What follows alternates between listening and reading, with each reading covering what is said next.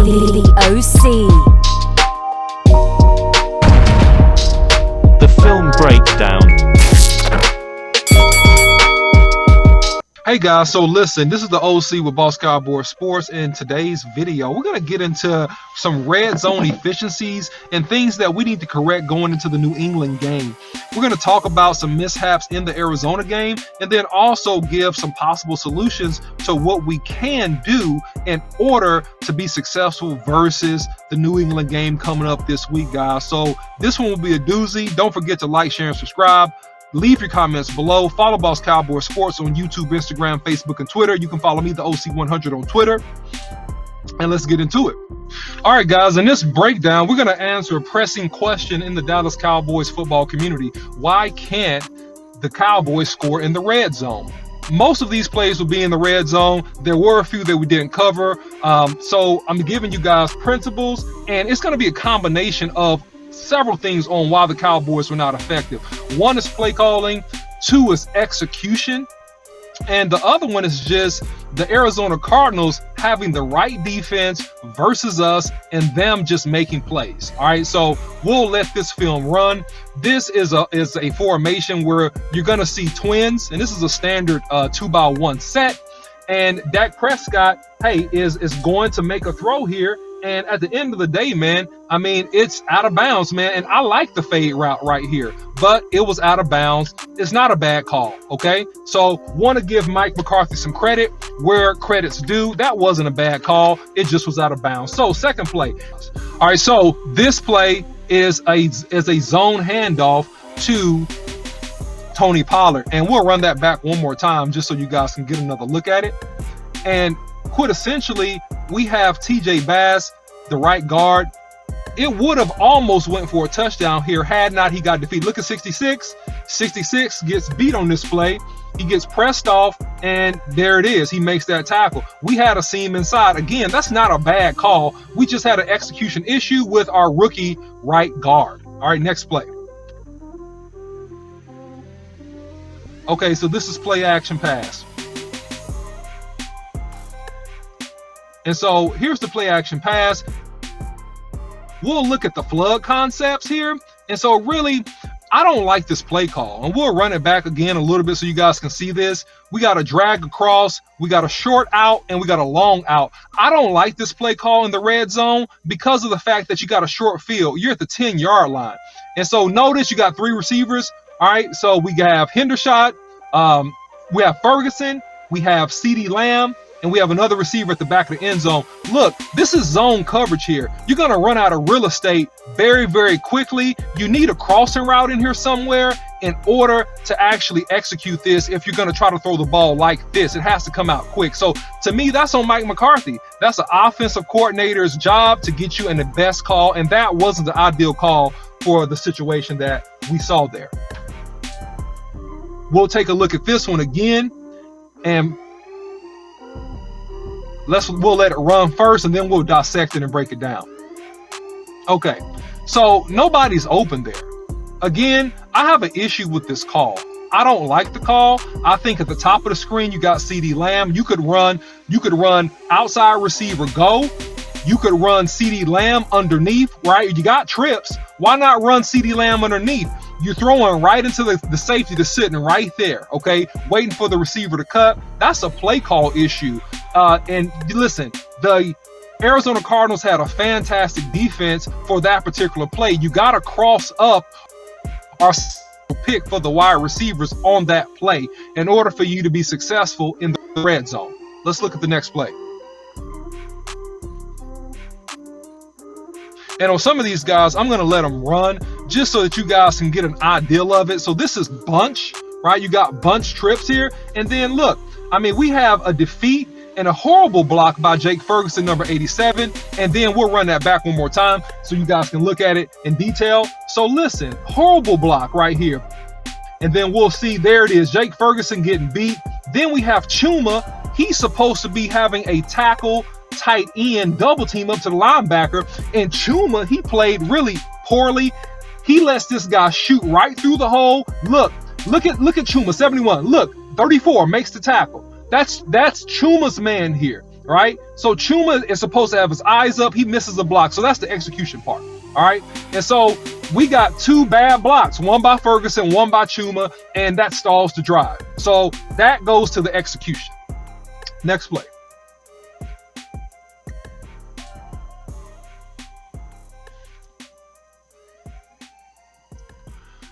Okay, so we have a shift over here. So we have an overload to the right. All right, and we'll let this run just because I want to teach as you guys watch film so that you can learn, and then we'll talk about it on a replay. We have motion over with the fullback, motion back. And then here we go. So this is the screen to Rico. And look, this is really a good play here. I'll run it back.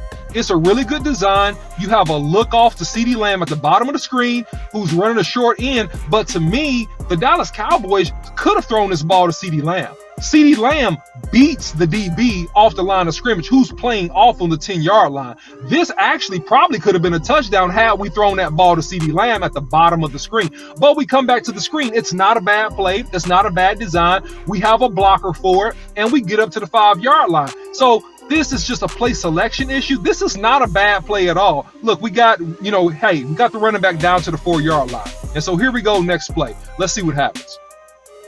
And this all goes to the narrative of, hey, why are the Cowboys struggling in the red zone? And we want to just really highlight the elements and the issues of this, because some of this is play calling, some of this is execution, and some of it is just the Arizona Cardinals are playing good football. So we got a tight bunch trips coverage, trips formation to the left. And then we'll let this play run, and we'll see how this one goes. Me in particular, I don't like the tight bunch formations there because it's very easy to cover, right? And so at the end of the day, that's an incomplete pass. We'll go ahead and run this back one more time so you guys can see it. I don't like the formation choice because you're so close to the line of scrimmage, to the end zone, that it's just very, very difficult to get any rubs or to get any type of separation unless we're doing some type of pick with Ferguson running straight forward vertical, and then we have a quick out route by CD or something to that effect. But if you have all of these guys going vertical pretty much into the end zone, it's going to be a cluster flub because nobody's open. We'll let it run here. So we got a tight trips formation, and look, I mean, everybody's covered. It's nowhere to go with the football. That's a bad play call, and we got to have better play calling and at least some type of rub, at least some type of action to let the ball go quick when we get into these situations. Next play. All right, guys, so we're going to let this one run. We see, a motion over and a motion back by the fullback. So what are we looking at? We're looking at a toss play here. And look, that's not a bad play call. It's really not. We'll look at it one more time. It's just that Arizona, they made a play. Look, they are defeating blocks. Look, they are defeating blocks. We're not blocking the second level right there. All right, that's a linebacker coming in, making that play because we had a weak block by a wide receiver on that play. And it is what it is. So at the end of the day, man, these guys really, and have to give them credit. I know we don't like to in Cowboy Nation, but the Arizona Cardinals just made some good plays in this football game. And we didn't have the ideal blocking and execution or play calling when we got inside of the red zone. So we'll look at this one and we'll see, hey, we're going to have, a twins at the bottom, two receivers, and we have Tony Pollard offset. We'll let this run, and you'll kind of see more of what I'm talking about in terms of kind of some of the route combinations. We got motion over to CeeDee Lamb, and we got a circle motion coming back. And look, that is actually a horrible call. We'll run it back. That's a horrible call. I'll tell you why it's a horrible call. Because the strength of the defense is there. You don't have a blocker to block for CeeDee Lamb when you throw this short screen. We ran a counter trade play action. So we have Steele and look, our right guard pull. Look, if Tony Pollard gets the ball right there, that's what we should have did right there. That would be a touchdown. But we have a flip play out here to CeeDee Lamb. And look, we got two red jerseys free running straight at CeeDee Lamb. We only have one blocker for this play. That's a horrible call to the wide side of the field. So anyway, that's what I mean when I'm talking about play calling. And, you know, a lot of this is on Mike McCarthy. I'm sorry to say this, but really I'm a Mike McCarthy's fan. But a lot of this is just on the play selection when you get close to scoring in the end zone. All right, let's take a look at this one. We started off with trips. We got motion over, we got motion back. So we're ending up in a trips formation that's not as tight. All right, that's not as tight. Now, we are overcommitted to the fade, okay? And the reason why I don't like this is because we did not have success throwing this fade earlier. Now, look at the defense. And let's think for a second. What will be available? We have a quick slant available. Imagine if CeeDee Lamb cuts in right here. We have a blitz. You got to throw into the blitz a blitz beater. We throw a fade into the blitz. They are compensated and they're ready for that fade route. They covered it beautifully earlier, so we need to change up the route because in the very next series, guys, and we won't go into that because we don't have time, we threw very, very quick slant plays back to back with chunk yardage to Michael Gallup. Look at this. See, there's nobody on the inside. That should be a quick slant. That's a sight adjustment. So I don't like the route call here. And at the bottom of the screen right here, we got a man open in the flat. So those are the type of things I'm talking about in terms of the play calling, in particular, not just the play calling itself, but to be more detailed with some of the route combinations.